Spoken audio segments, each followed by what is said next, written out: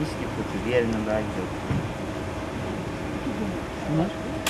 Bunlar vinka başkanım. Mevsimlik vinka kartlarımızı.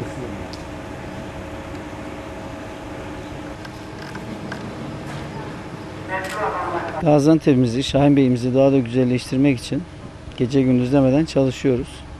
Bir taraftan ağaç dağıtımları gerçekleştiriyoruz. Şu ana kadar 3,5 milyon üzerinde ağaç dikimi gerçekleştirdik. Yeni piknik alanları, orman alanları ve parklar yapıyoruz.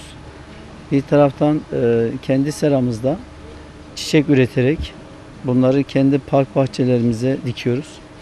Ayrıca vatandaşlarımıza da bu yıl 30.000 adet fesleğen üretimi gerçekleştirerek saksılarıyla beraber vatandaşlara ücretsiz dağıtımını gerçekleştirdik.